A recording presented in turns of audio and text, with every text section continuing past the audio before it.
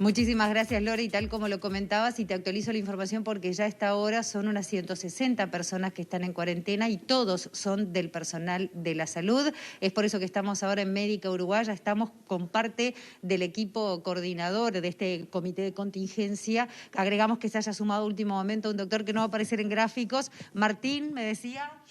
Yandian, gracias porque llegó ahora y por eso no va a aparecer para presentarnos, pero empezamos con el doctor Albornoz, que ya lo conocemos además aquí en Arriba Gente. Lorena Bomio desde Estudios ya habló acerca de la situación, entonces le preguntamos cómo se está avanzando en el tratamiento de este brote que surgió en las últimas horas. Bueno, estamos en la identificación todavía de algunos contactos.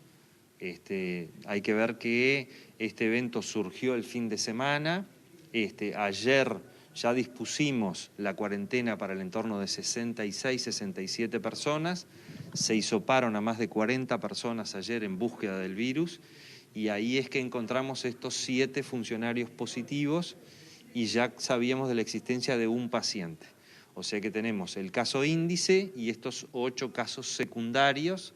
A punto de partida de ahí, esto lo que genera es una cascada siempre creciente, porque uno ahora tiene que ir a buscar los contactos de estos positivos. Es por eso que ahora se llega a casi 160. Exactamente, por eso ayer en la noche se revisaron todos los contactos y dispusimos la cuarentena para más de 100 personas más, además de los 60 que ya estaban dispuestos previamente. Eso obviamente motiva la necesidad de reorganizar algunas actividades y por eso se tomó la decisión de suspender algunas actividades coordinadas como procedimientos quirúrgicos y algunos otros procedimientos para poder dar atención a los pacientes que están internados, redistribuyendo parte del personal en la medida que se envió un número muy grande a la cuarentena, ¿no? Justamente ese es el métier del doctor que se suma a nuestra entrevista. ¿Qué pasa con esas personas del personal de salud que a la vez trabajan en otras mutualistas que pueden significar un factor de riesgo para otras? Sí, esas personas ahora están en cuarentena para la Médica Uruguaya en este sentido, pero también para las otras mutualistas.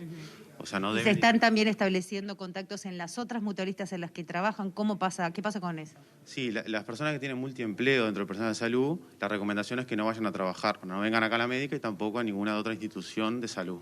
Pero hasta el momento no ha habido ningún indicio de que pudiera haber algún caso en otra mutualista derivado de esto. No, por ahora no hay nada de eso. Bien.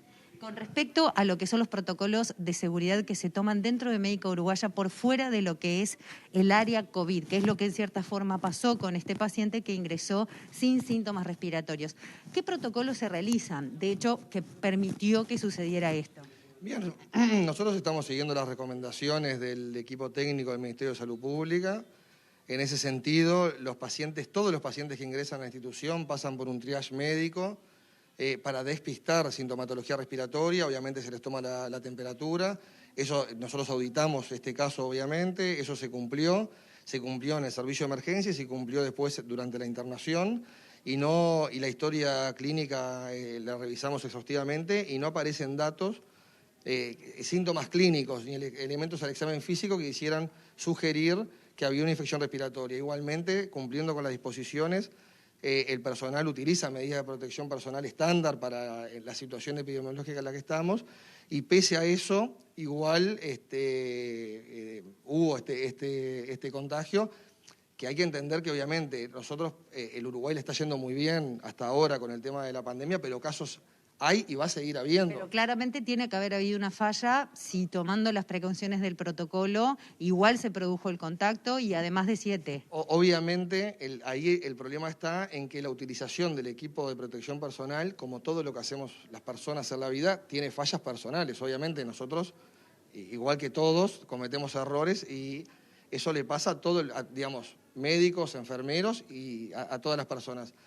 ¿Qué es lo que pasa? Y bueno, uno, por más que utilice el equipo de protección personal, obviamente son errores que no son esperados. Fíjese que nosotros, un enfermero trabaja 6 horas en un turno de enfermería y en esas 6 horas utiliza equipo de protección personal durante toda la atención. Y obviamente que hay errores en el sentido de que recuerden que el virus se transmite cuando uno está en contacto con el paciente, pero también a través de objetos donde el virus puede quedar, que el paciente cuando tose, estornuda, Y bueno, entonces si usted piensa en el contacto que hay con los pacientes en una institución de este volumen, y obviamente que pueda haber errores en... Sin dudas, pero siempre preocupa mucho más cuando es de parte del personal de la salud por todo lo que eso implica. ¿Se han de repente aumentado los controles? ¿Ha habido alguna revisión de protocolos en base a esto? Sí, estamos auditando los procesos de algunas de estas cosas. De hecho, hay algunos de los que después resultaron positivos que su contacto con los pacientes, con el paciente índice, fue muy breve, diría uno casi muy difícil de explicar una transmisión en esas circunstancias, lo cual también siembra la posibilidad de que en realidad pueda haber habido otro mecanismo de transmisión, particularmente quizás entre el personal de salud, en la medida que uno lo pudo haber adquirido, también lo pudo haber transmitido a otros. Les hago una pregunta, no sé para cuál es mejor la respuesta. ¿Ya se sabe cómo se habría agarrado esa persona que aparentemente es asintomática o lo fue en su momento, por lo menos en el primer ingreso? ¿Cómo se contagió él? ¿De qué vector viene? No sé quién es más... ¿Usted? Bueno, esta persona, la verdad es que tuvo un viaje a la zona de frontera, a la frontera con Brasil, y en realidad nosotros pensamos que la vía de adquisición más probable es esa, que hubiera sido a través de esos contactos que tuvo en la frontera. De hecho, cuando viene, él viene directamente prácticamente a consultar en la primera instancia, y en los primeros días, como dijimos, no tenía ningún síntoma evocador, y de hecho nosotros pensamos que los primeros días de esa primera internación estaba en lo que nosotros llamamos todavía en un periodo en el cual no transmite. ¿Pero hubo un hisopado en ese momento? ¿Hubo algún hisopado en algún momento antes de que se despertaran los síntomas que se hubiera realizado? No, porque el paciente no entró en el circuito respiratorio, porque no tenía sintomatología respiratoria. Actualmente las pautas institucionales y en el país implican que se hisopan todos aquellos que tienen síntomas, o obviamente contactos vinculados a esos casos índices. Lo otro que me parece importante destacar es que esto, si bien obviamente es algo que nos preocupa y nos ocupa, el resto de la médica uruguaya, en lo que tiene que ver con todo el resto de las áreas de internación, la actividad ambulatoria, en emergencia, está funcionando en condiciones de seguridad, tanto para los pacientes como para quienes trabajamos aquí, y eso me parece que es importante dejarlo establecido, porque en este momento tenemos cientos de pacientes internados, hospitalizados. El personal de salud que los está atendiendo son todos, obviamente nos preocupamos de que ninguno tenga contacto con este broto que se da en un piso en particular de una de las torres. Eso me parece que es importante que lo sepan los pacientes y la opinión pública. De todas formas, y eso creo que es lo que le compete, van a haber algunas modificaciones en algunas coordinaciones. ¿Cómo deben reaccionar los pacientes de Médica Uruguaya? ¿Se deben comunicar?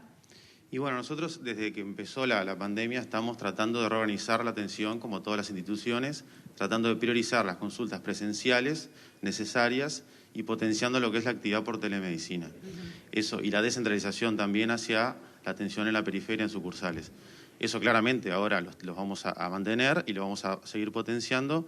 Y los pacientes que no requieren una consulta presencial, que eso lo valora el médico que tiene contacto por telemedicina con el paciente, puede ser resuelta por esa vía y no concurrir a la institución. Bien. Se sugiere eso. ¿Alguien que tenga una cirugía planificada puede llamar? ¿Hay alguna línea?